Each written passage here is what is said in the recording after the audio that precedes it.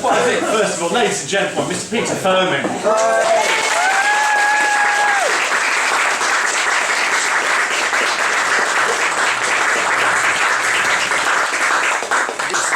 This is Mother Clanger's skeleton.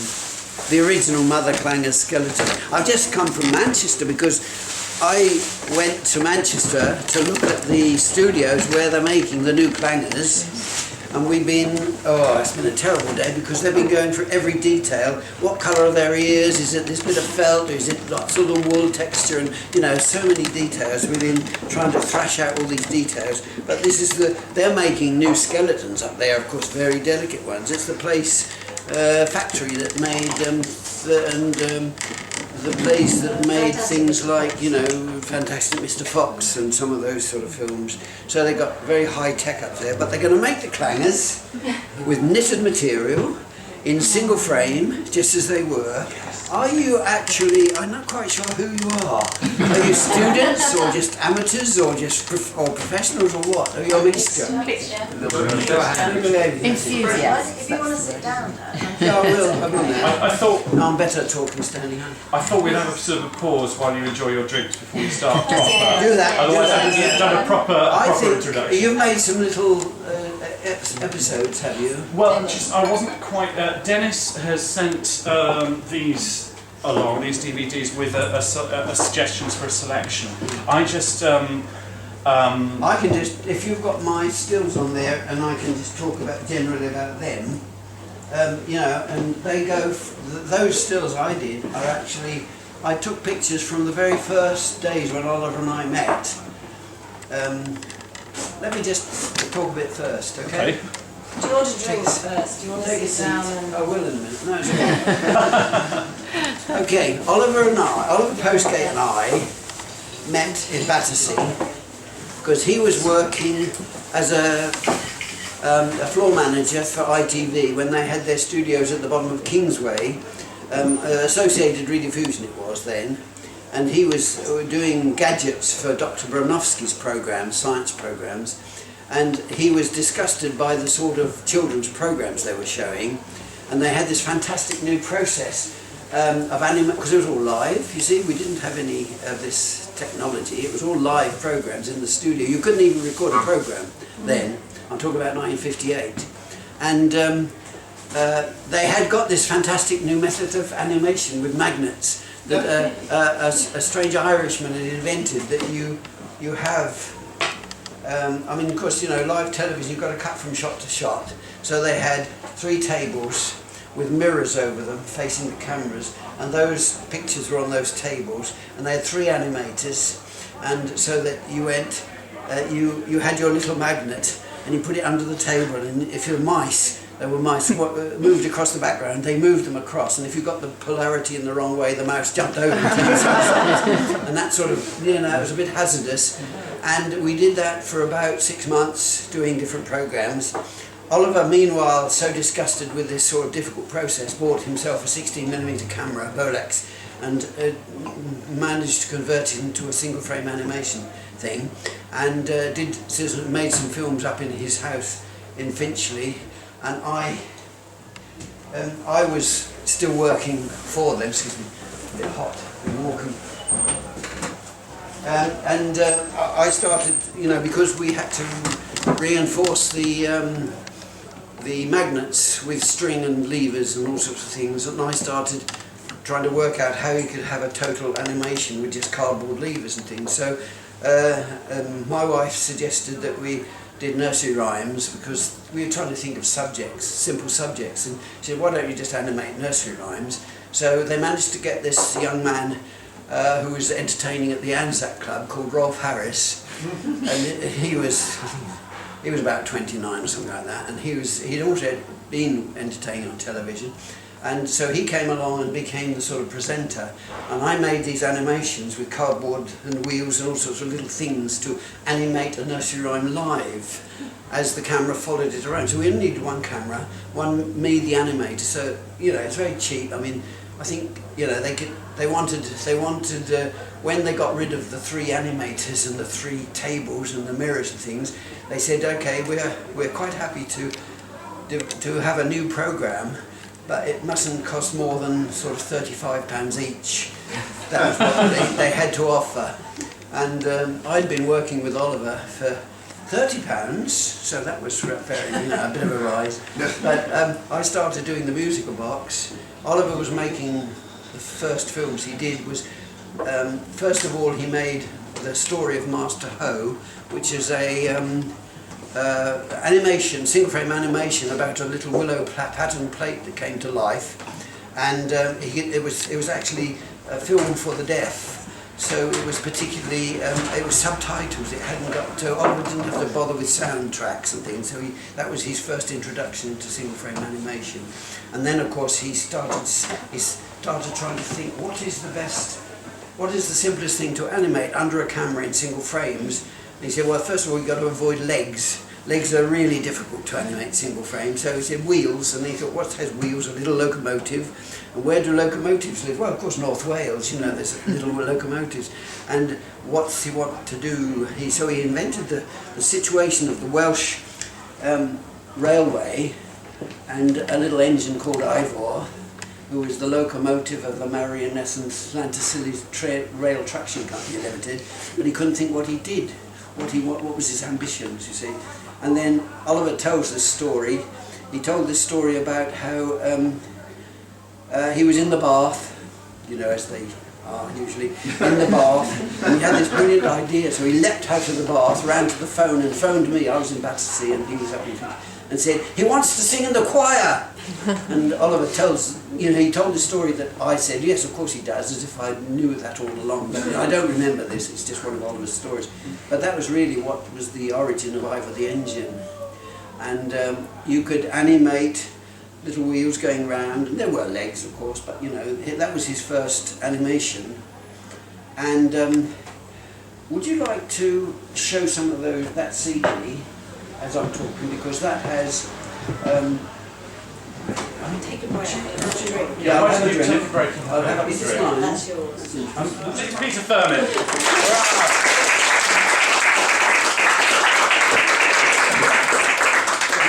This first sequence is a PowerPoint presentation, I think they call it, which I had made up for another talk I did about Noggin, which is one of our series. In fact, the very first Noggin series was back in 1960, and it was one of those things that it was when two people work together, quite often they can't stand anymore and want to do something on their own. And I wanted to do something on my own. Oliver was busy making Ivor the Engine films, as I talked about before.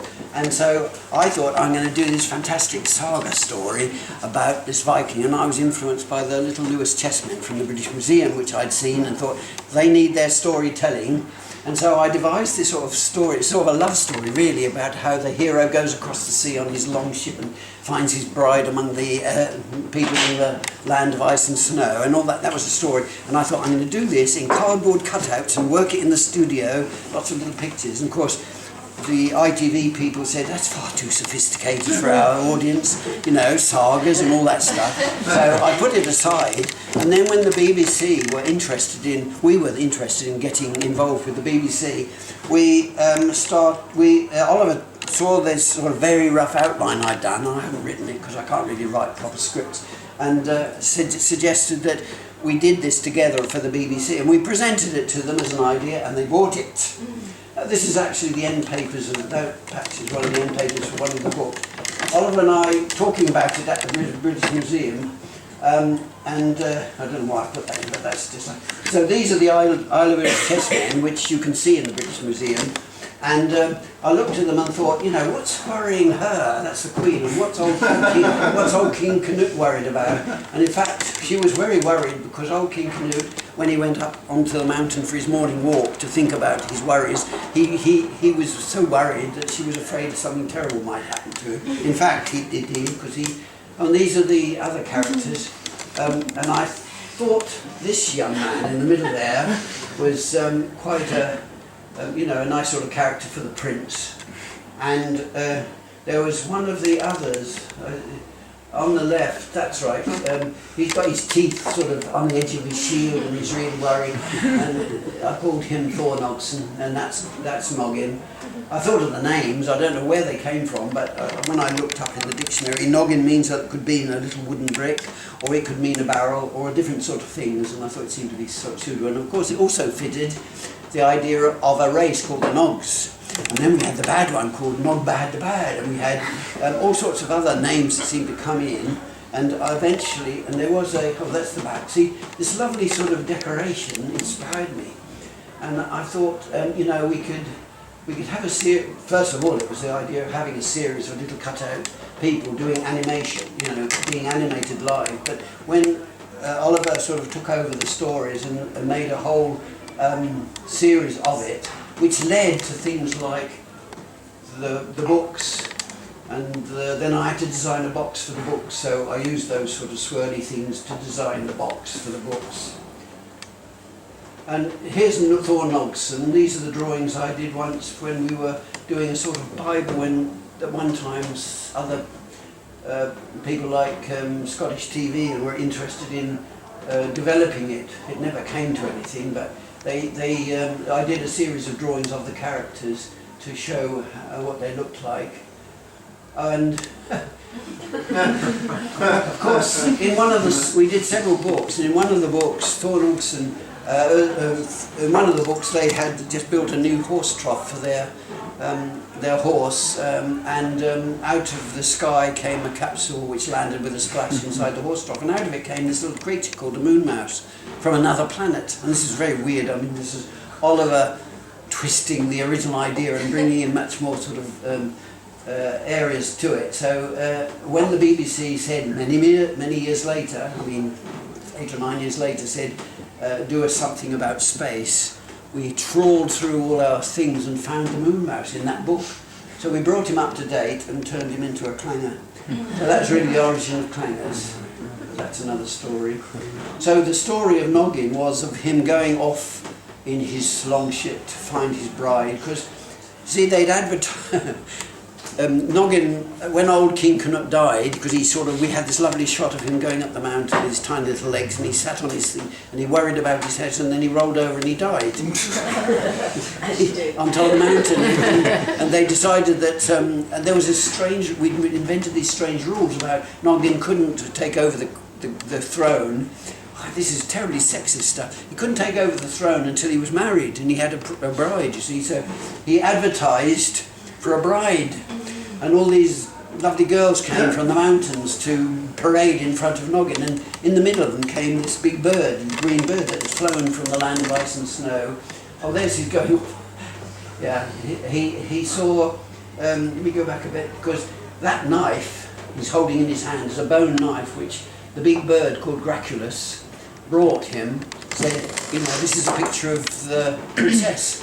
And he fell in love with this princess, and he decided to go off and find her. So that's why they built the longship and sailed past the black ice at the edge of the world. I'm really telling you all this because this is how the story sort of developed in all sorts of odd ways. You know, one thing leads to another. And Nogbad was very glad to see them go, because he was sure they weren't going to come back. He'd have the stick.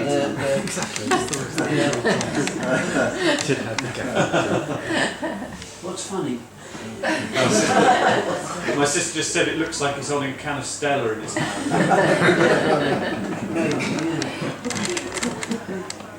Because kept making him sign documents to say he wouldn't try again, but he always comes back, and not bad, of course, because he's the baddie. Oliver never had baddies in his stories somehow. He never had young glamorous girls, and he never had baddies. So Oliver, the stories like Noggin and Clangers and those Pingwings and Pogles, all those were sort of stories of family life, really. But this, you know, this was one of the only baddies we had, apart from the witch. There was a witch, a nasty witch in Pogles. Very scary witch. Yes. Oh, well, the BBC wouldn't have her. The Pogles witch was banned, really, because they said it was a bit too frightening for the kids. It is still frightening, actually. My little 12-year-old boy, he loves it and watches it all the time. I think Dan Postgate said they used to hide behind the sofa when it came on. Well, the BBC wouldn't have it after a while, but anyhow. So there's Graculus sitting on top of the throne. Graculus is a green cormorant, a shag, you know, a green cormorant, and the story of the name, there's these names. You know, I collect Thomas Bewick books. I collect books of natural history, especially Thomas Bewick and all those books. And in the book of the seabirds, the water birds, the shag, his Latin name, according to Linnaeus, I think Linnaeus, is Graculus graculus. So that's where I got that name from, for that character, and it suits him very well. The great green bird. This is Bewick's engraving of it. Pelicanus graculus, that's right, that's what they call him, although I think graculus now more, the actual name refers more to minor birds and those sort of things, I think. So she was the sort of Eskimo queen, and that's who he fell for, and he said, will you marry me? And her father, Nan of the Rook, said, will you marry him? And she said, yes, of course, and she went back home with him. These are all the different books that we did about Noggin. So the films led to the books, and then they were put into a series like this. How we've got there's a whole set of 4 stories in that. And Nogmania came about because after some years, I fancied sort of making jokes about the Nogs and their way of life. And I said to Oliver, you know, this has got me a bit. He called it Nogmania, you know, the fact that I couldn't forget making funny sort of stories about what the Nogs were like. So we invented a sort of, we made a book which was big pages, rather Heath Robinson sort of things, about the sort of things that went on in the world of Nogs. So that's why we called it Nogmania. This is one Nog flying, which is there a focus on this? Is that, look, I think it's a bit out of focus, isn't it? Oh, Oh, yes. no, wrong way. Oh, that's fine, yeah. So, you know, there's all sorts of silly little jokes there that each picture had, and I quite enjoyed doing that. And our friend Loaf, who produces all the videos and things, Loaf formed a group called, a company called the Dragons Friendly Society, and they produced all the videos and the books and the reprint of the books and things like that. And he celebrated the 30th birthday of the Nogs by producing a really grand edition of that book. Those little resin Nogs that I made with, I made with 2-cut resin, because someone who approached us thinking they'd like to develop a game based on the Nogs, he'd found this old game called Nefertafel, which means Knight's Table, and it's quite a simple little board game. So the idea was that this was going to take over the world, a sort of game, a fantastic game with Nogs and trolls fighting this battle. It is a real game, but I'm afraid I made a set for this man, and he was going to travel around the world selling it. He disappeared, so I've never seen him since. So we've got like 2 versions, 2 copies of this. I think Oliver had one and I had one, but it never came to anything. But the British Museum actually sell the game called Nefertafel with little tiny things. So the actual game exists, but not as the Nogs Nefertafel. So there was Noggin and Thornogson and the trolls. The 2-faced trolls. You see they're two faces on each side. And it was quite an interesting game. Not a very difficult game, but quite enjoyed doing it. And that's the board I carved to play it on. In fact, I made sort of resin copies of that, but that was a piece of oak that I carved the board on. And now, we were asked at this Loaf organised this talk we did at the National Film Theatre, and they said, I said, well, I'll come, but I'm going to dress myself as Thor Noxon, so I made myself a helmet, and embarrassed Oliver. And there's Josie's 2 boys, Gabriel and Rowan. Gabriel was a great hit, wasn't he, Joe? He was up. He fell off the stage, didn't he? He was sitting. He came up. There was another thing we did about the Pogles, and Gabriel came on the stage. I said I had this little thing where I hid one of the characters in the audience. It was under Gabriel's seat, and I said, "Put these characters out of the wicker basket." There was Mr. and Mrs. Pogle, and then I said, "Where's Pippin? He's disappeared. Where is he? I think he must have gone among the audience." And I said, "Does anyone look under your seats, children, and see if you can find him under your seat?" And of course, Gabriel said, "There he is." So I said, "Oh, bring him up on the stage." So Gabriel came up on the stage and he sat on this chair and he shuffled the chair and fell over backwards onto the sort of cloth that covers the piano. And, and everyone thought this was part of the joke. So Gabriel got up and took a bow. And everyone cheered him.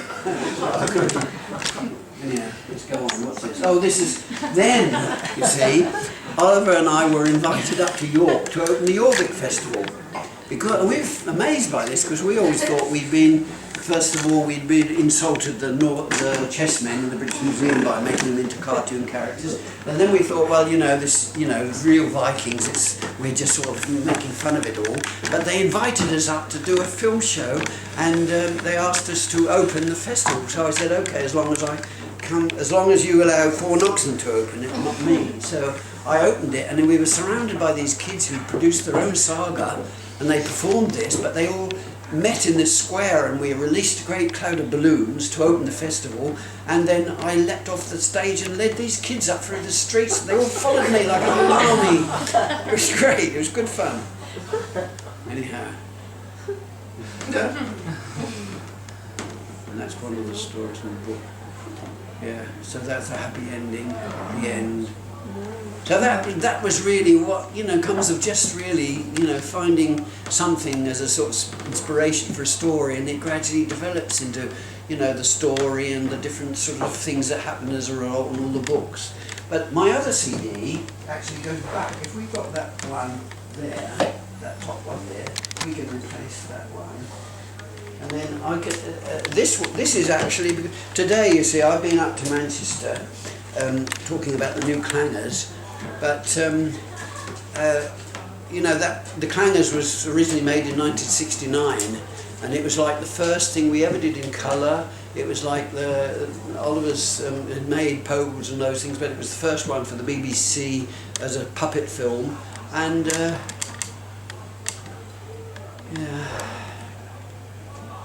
but it all went back to 1958 when Oliver came. We talked about this. Animating with magnets and things, and the first story that Oliver ever wrote. Oh, that's right. So we start at the top. Start at the top.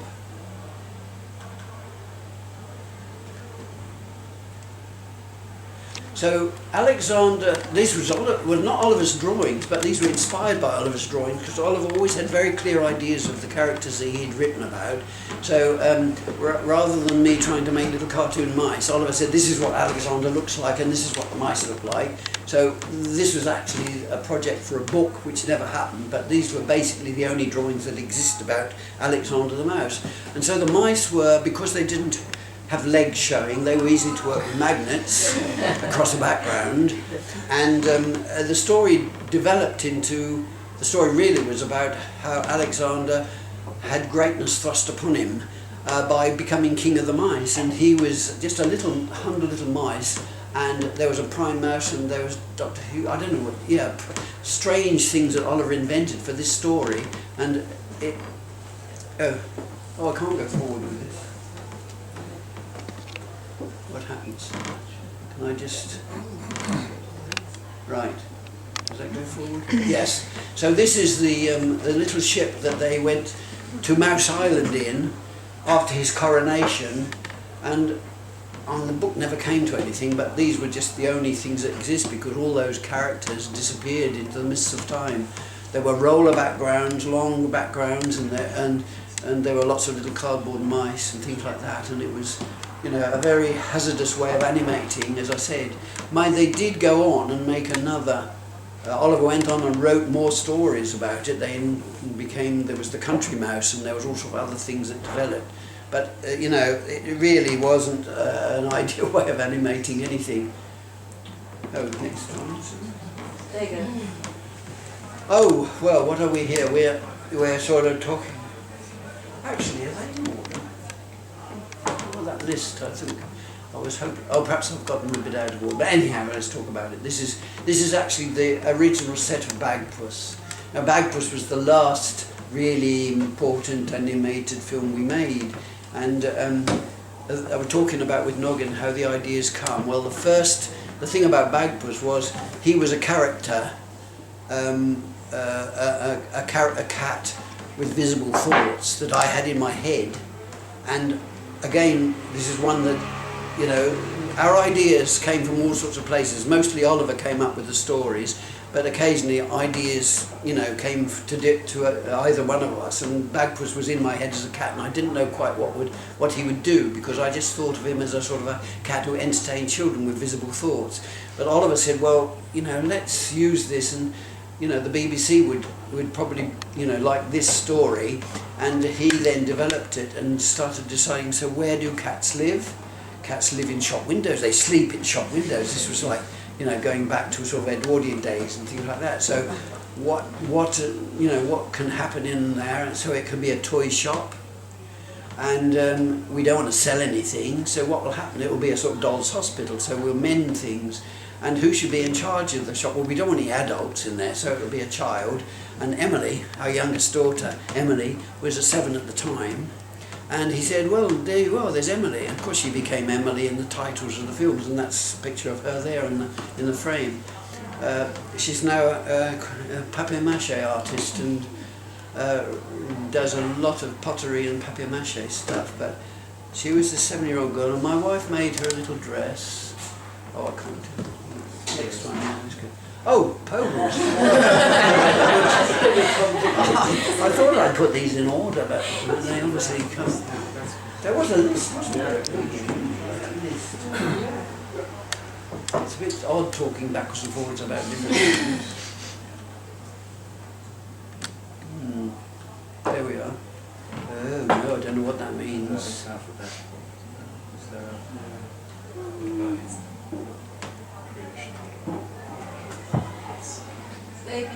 Don't know what these mean. What? Can you do a preview setting? And then just click on them. Click on preview. Why don't you go instead of the list, display the images that, like, if they are JPEGs, we might, or whatever, that might show the images, so you can just see what they are. Well, it doesn't really matter. Instead of list. Go up and to the right and change them from the list to icons or something. Yeah. That's So it. that's That it. one. Yeah, that one down a bit. No. Extra large icons at the top. Top one, top one.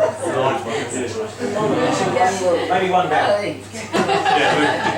And then you can pick which the right one as well. Make it a bit smaller.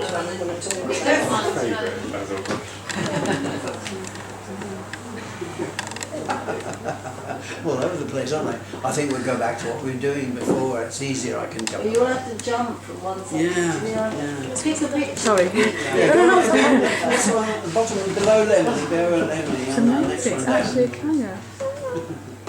See, that picture there is me with the new Basil Brush puppet that I'd made, that one. And they asked me, ITV, we did lots of different sort of small-time programmes which involved puppets or storyboard, different things. And they said to me they wanted some new puppets. And Howard Williams had this idea of an out-of-work circus act. And it would involve 2 puppets and a human. And they said, we want 2 tiger cubs. And I said, you can't have tiger cubs as glove puppets, they're too big, you know, they wouldn't be right at the time. So we had all, being a bit bolshy, we had already had this idea of doing, Wally Whiten and I had this idea of doing a programme with hedgehogs, little, you know, hedgehogs. And I said, what about a fox and a hedgehog? And they said, fine, okay, go away and make it. And in those days you could do that, you know, they didn't have great committees. They said, okay, go away and make it. So I made the fox based on Terry Thomas with his teeth and his and presented him with that. And the little hedgehog was a Scottish hedgehog. which was Wally White's idea of having a little rather feisty little Scottish hedgehog that was a bit always wanting a fight.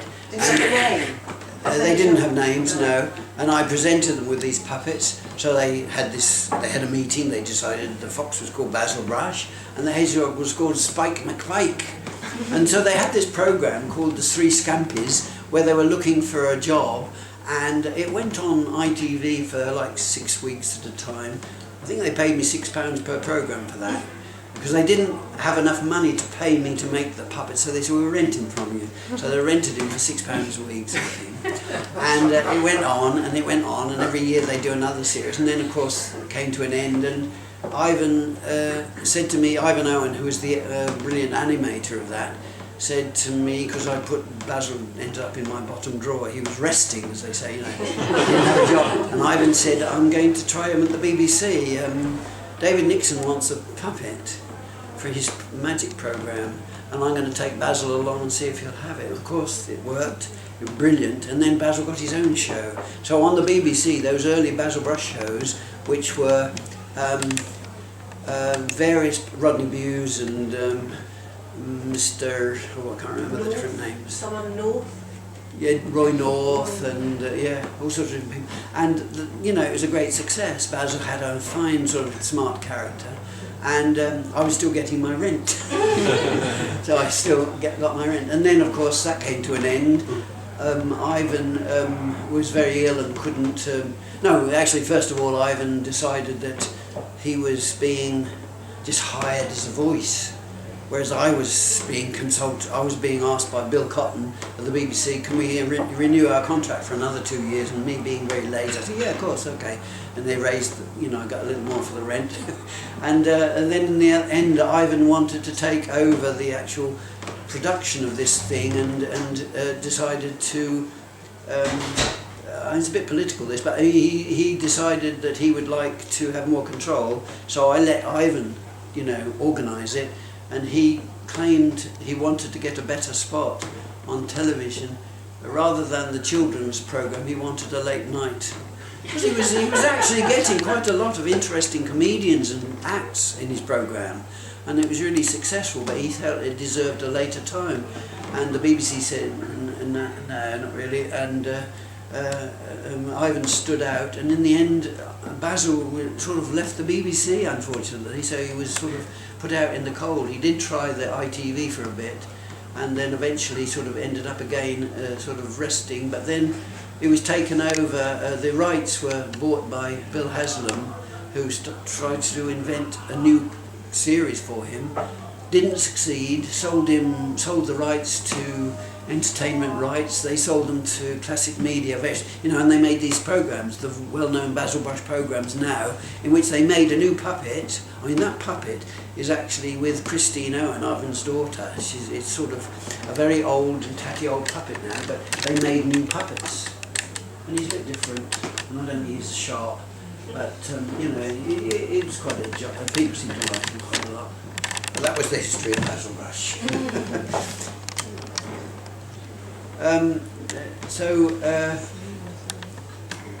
Yeah, there's talking about that was the 60s, but then of course colour television came in, and the BBC asked, can you have that picture on the right bottom there? No, bottom, below that one, yeah, that. See, that's my original conceptions. When Oliver wrote, we chose the Moon Mouse, and we decided this would be a good idea to make this sort of spacey programme with puppets for little children, and the BBC liked the idea. So I conceived these sort of, you know, visuals to see what sort of world they'd live in. So that we thought he'd be an inventor. Major Clanger would be an inventor, and they live in these strange caverns under the surface. So I did that, and we actually made the sets. They didn't look a bit like that when I made them, because I had to cope with what I could make in my barn, and you know, plaster and polystyrene and all those things, so it ended up not quite so classical as that. Is there another picture of that? I think there should be another one early, you know. Oh! Yeah, so down below, no, where it is. So that's how they appeared in the end. If you look at those sort of pictures, this is the final, the puppets. There's a soup dragon in her soup wells, and the baby soup dragon and the clangers. Now in Manchester now, they are trying to make it as near as possible as that. And there are certain things that arise, like I was accused of sexism because I said the female clangers wear this lovely pretty clothing, mainly it was inspired a bit by Twiggy and her sort of, in the 60s, they sort of plastic panels joined together with rings, sort of strange dresses like that. And so I made these, Joan, my wife, knitted them and made these panels for the ladies, and the men had, the male clangers had their sort of armour, because they said, they spend all their time out in space, they need protection against all this stuff flying around in the space. Now, of course, they say, you can't do that. The Americans will say this is sexist. Why should the women not have armour? They don't go out, Why do they stay in the kitchen? So we're having slight problems with, how the new concept should be for the clangers. And things like, you can't have a soup well open like that. The children might fall in it. It's a danger, health and safety. Don't they see how silly they sound? Well, no, but I mean, they said it isn't the children they're worried about, it's the buyers, it's the broadcasters who worry about these little things like, can you tell one clanger from another? Well, of course you can, but they seem to think they need some sort of change of colour with their costumes to make sure you know who's who. Oh, well, tell them they needed a lobotomy. So that was really, we made those in 1969. This is what I said, this shows you, first of all, this is actually a clanger, this is Mother Clanger's skeleton, and because I never seemed to buy anything, I used to make things what was around, so it tended to be mostly the Meccano that Oliver and I had still got from our childhood, or Woolworths brackets, or, bits of polystyrene. Oliver did go to the Clark and Wells Screw Company, which used to be along there in Holborn. Still there, and he bought like a gross of brass balls, these little brass balls which have threads inside them and threaded rod, and all the joints. And I've still got a box full of these little brass balls. All the joints are made of the same system. They're bits of Meccano. They move on the brass balls, and they've got bolts and nuts very close to that to tighten up. There's a bit of araldite and wood for the joints, and basically I made all the puppets out of with the same technique. They actually had this up in Manchester to copy the movements, but of course they've got much more highly sophisticated joints these days. They were all right. They've got holes in their feet because the surface of the moon, all that was made of a mixture of polystyrene balls, the little tiny polystyrene balls that went into the moulds when they made polystyrene things. We used to go to a place near us in Kent who actually made polystyrene shapes, and they sold us a sack of these polystyrene balls of different colours, and so I mixed it in a bath with plaster and stuck in thistle plaster, and made this sort of lovely Christmas pudding mixture, and I modelled all that out of that, and you can actually put a pin in that, you can actually get Oliver used really old-fashioned tin tacks that went through their feet to hold them in position while he did the next movement, and these joints had to be strong enough to stay in one position until they moved the next one, so it was all single frame. And so all the feet have these little holes in, so that the pins would go through and hold them in position. Now they showed us some feet they've devised, which have little metal feet, but and they're even thinking of screwing out from underneath into this foot. So I think you're making single frames. It's going to take an awful long time to unscrew, screw on again, but they've got lots of people working. Oliver did it on his own. He animated everything alone. I never managed to do I never had the patience for animation, so Oliver was out in the barn. Because we live near Canterbury in Kent, and I've got this barn which we converted into a sort of animator studio to make the Pogles first, and everything was made in there, and Oliver was on his own all day, clicking away and moving and clicking. He adapted his 60mm Bolex camera with a friction drive. He wanted to get an even exposure, and we had very low lights. He didn't have bright lights. There were sort of big strip lights, even strip lights, and he wanted quite a long exposure for each frame.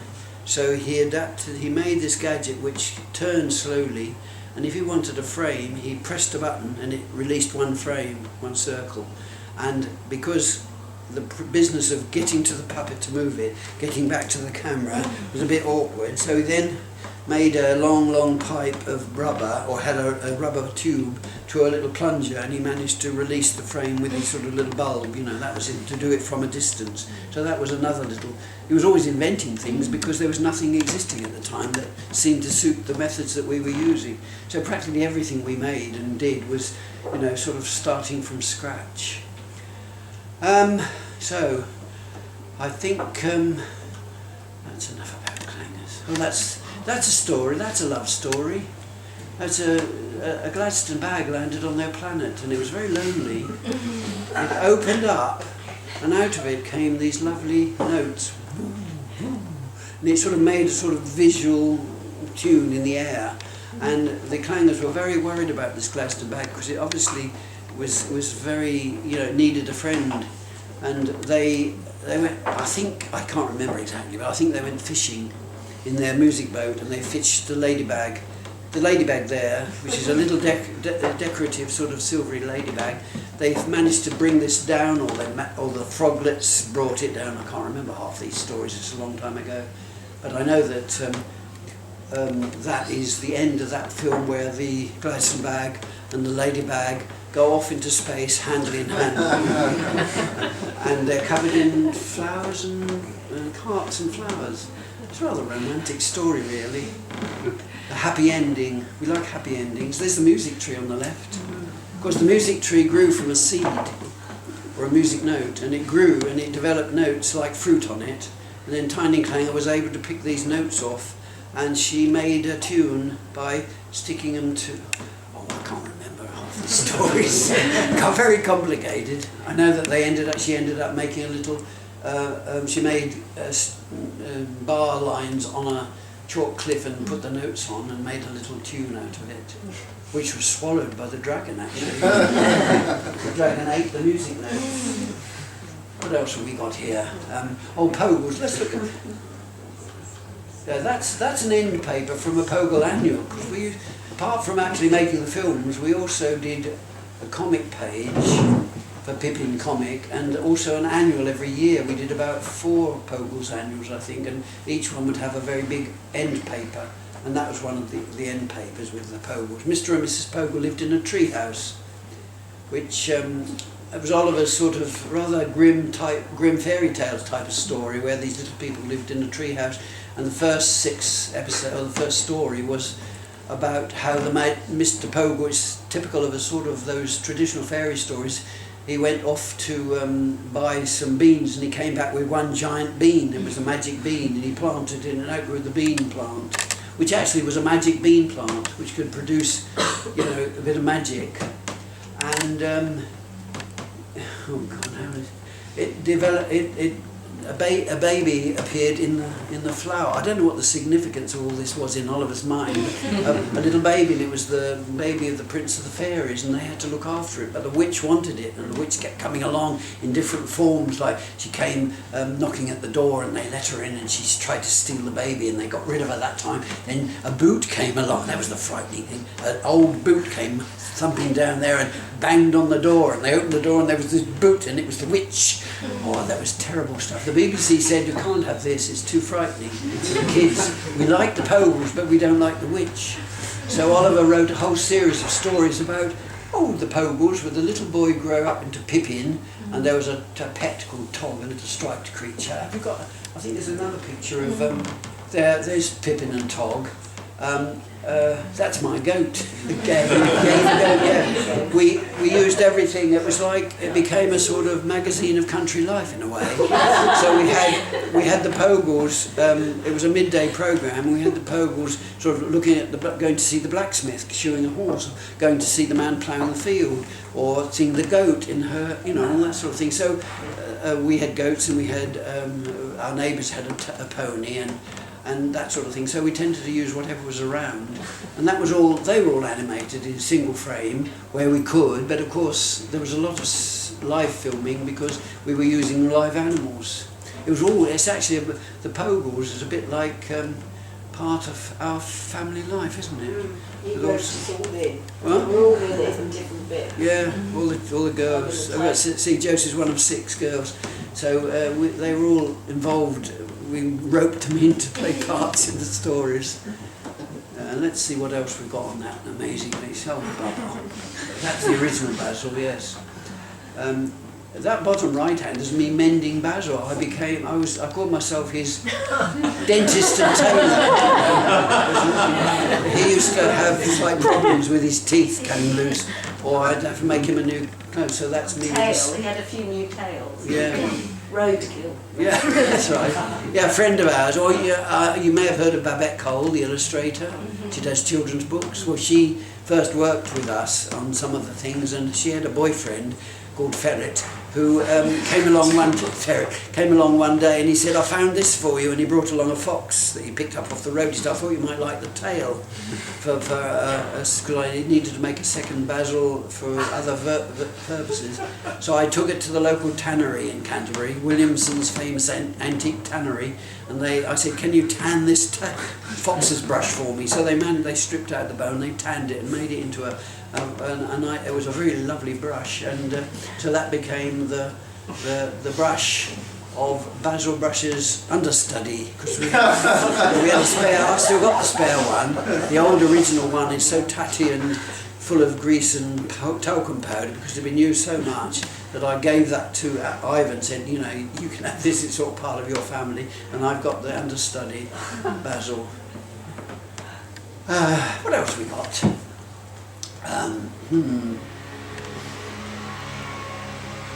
We got, what we got down there? Oh, there's Emily. Yeah, that's Emily, and I think that's it. No, that's it.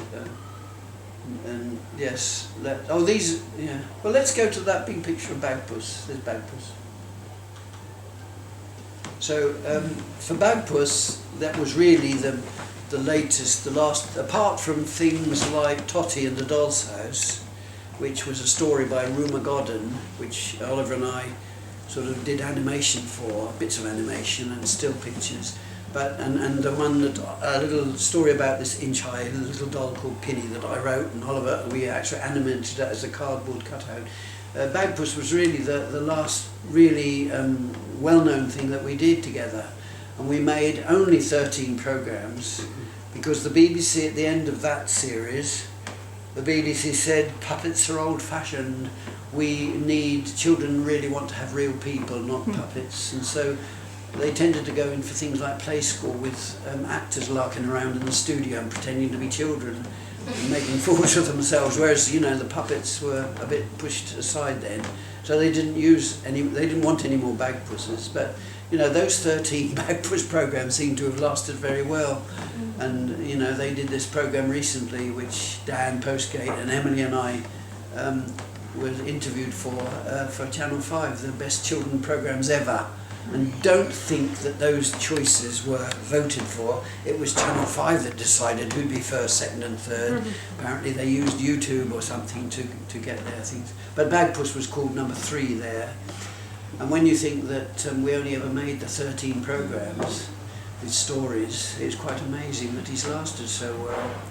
Bagpuss was the cat with the visible thoughts. He was a marmalade cat in my drawings. And when with the BBC, we did some, in those days you could go to the aunties at the BBC with a few sketches and a script, and they'd say, "Go ahead and make it, darling," and, you know, Oliver we'd start making it. There was no sort of, occasionally we made a pilot, but generally it was like we were trusted to make the film. So I ordered some striping material. I couldn't buy the right sort of soft stripes from any source, so I found a company in Folkestone that could dye me some material, and I said, "I want this big bit of marmalade cat material with sort of 1.5 inch wide stripes." And the poor man, Mr. Bogier, he was called, because he's written to me since, claimed the rights. Not really, claimed the fact that it was his mistake that led to the pink stripes. Because he came back he came up from, you know, having produced this material. He said, I'm afraid there's been a bit of a mistake in the tree. He said, we did try to get this orange, but I'm afraid it turned out pink, and he brought this 4 square metres of furry material with pink and cream stripes. So I thought, you know, this is meant to be, you know, I would never have thought of that myself. So Bagpuss is the only pink striped cat in the world because of that mistake that Mr. Bogier made. But it was the best thing ever, really, for us. Anyhow, he was the main character, and then we had to think of other characters to go with him. And again, like I said before, these characters come from all over the place. Very rarely do we create anything from original. They usually pinch from something else. So Gabriel is a toad, a real toad. When Joan and I lived first in Twickenham, when we were first married, we lived in Twickenham at Riverside in a basement flat.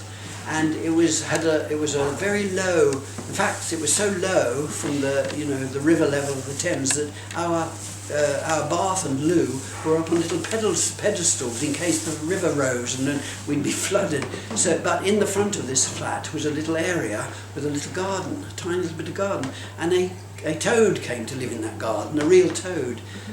We loved this little toad. He used to sit in there and catch flies, whatever they do.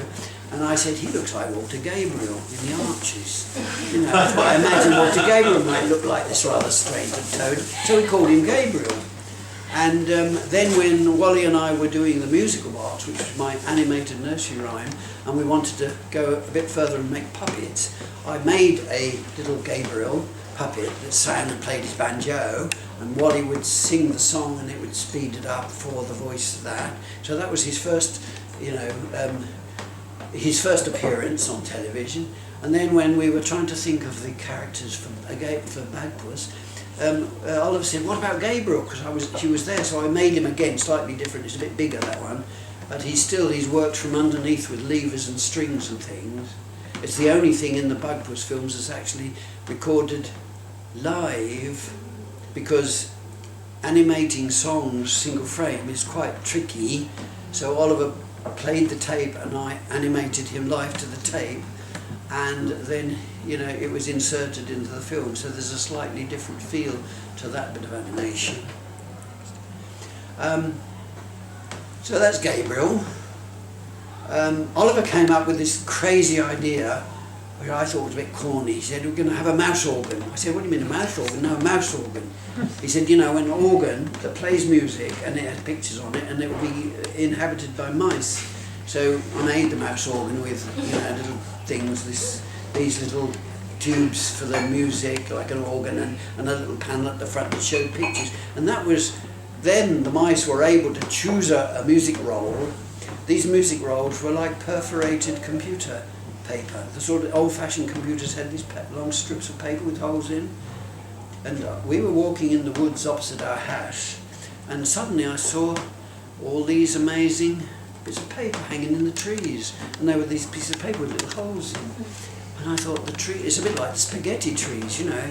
These trees were growing paper, and it was just what I wanted for this. And it turned out that the University of Kent had just had a paper chase, and they'd used these computer rolls to leave the paper in the trees for the paper chase. So I pinched all these, and I used them on the rolls for the music. I wrapped them around this, and it looked quite efficient, like a proper little, you know, computer thing.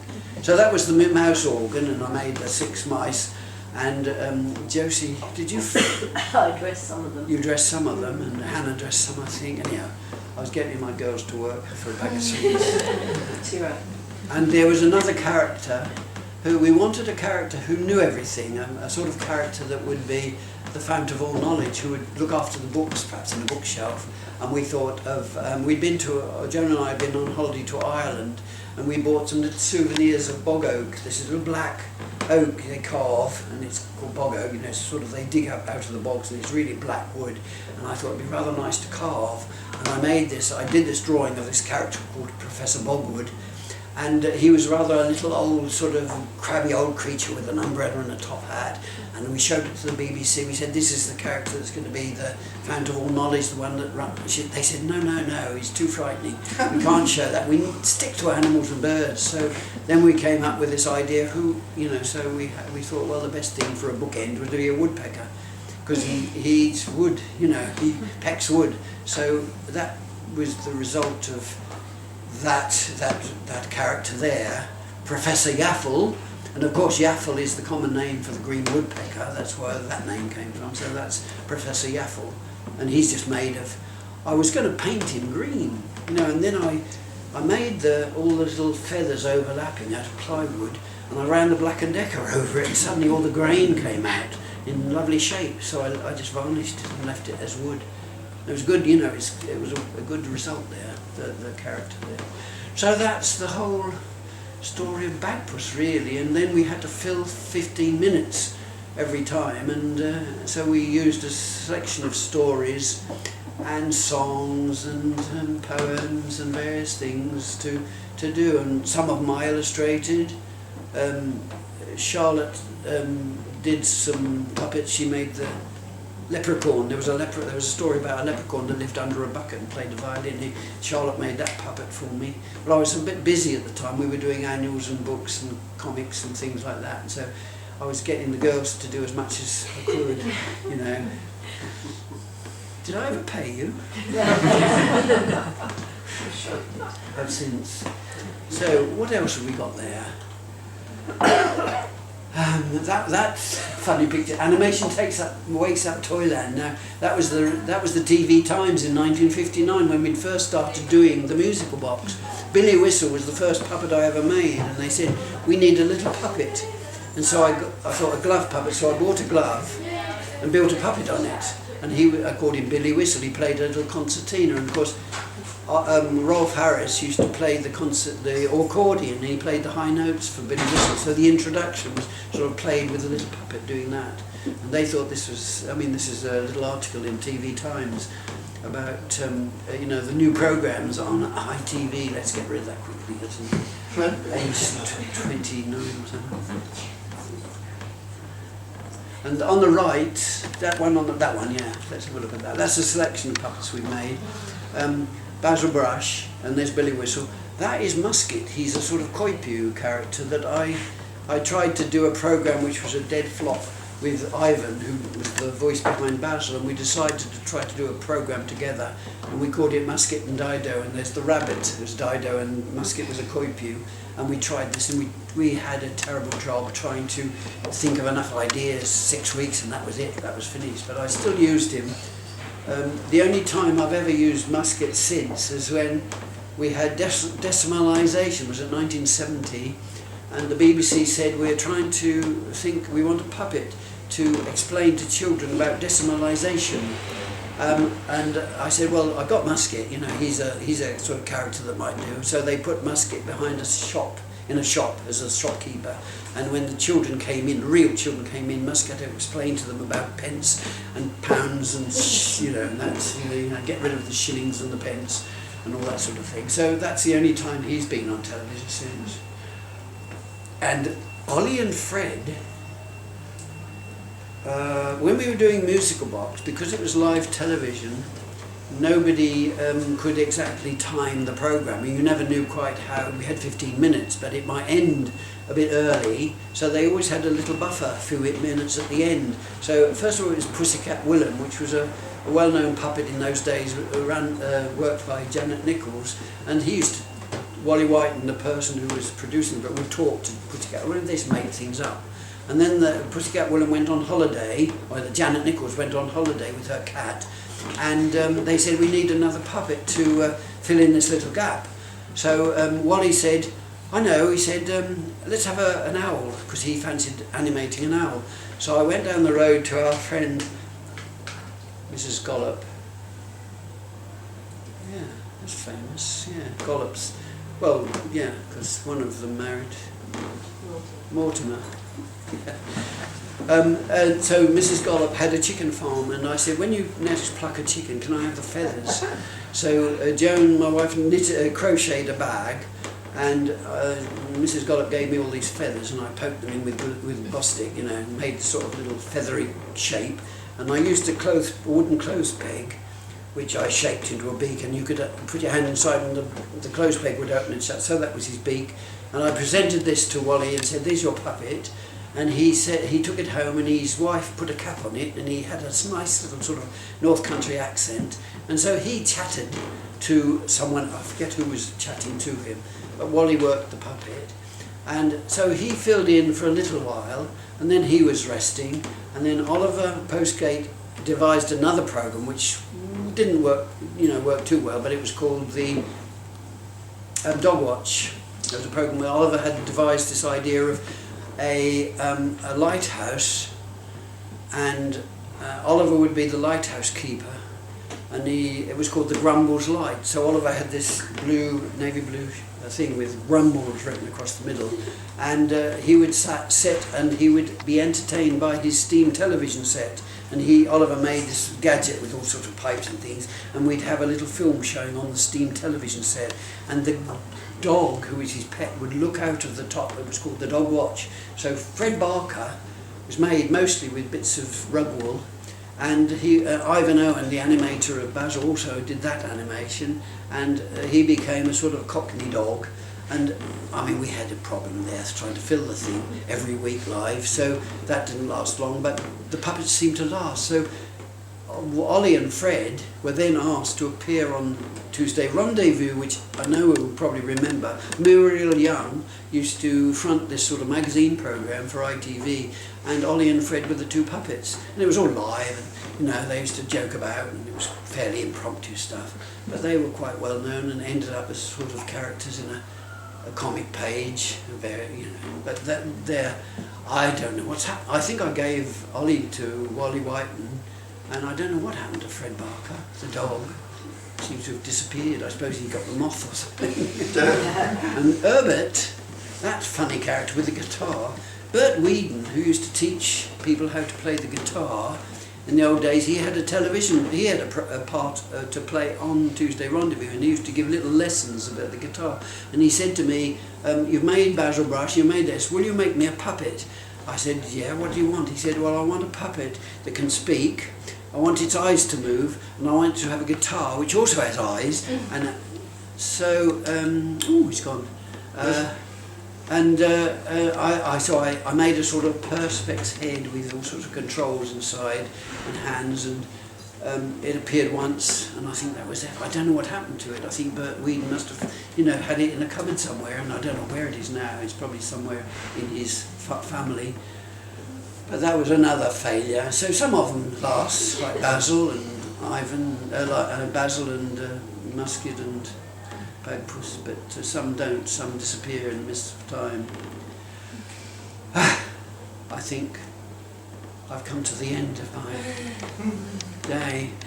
Would anyone like to ask me some questions? I think I've covered most things, but sometimes I need... Would you like a chair, first of all? Would you like a more comfortable chair to sit on? Sit here. It's all right, I can sit here. I can sit here facing you. Ooh. Well, can I first say thank you very much indeed for two marvellous lectures.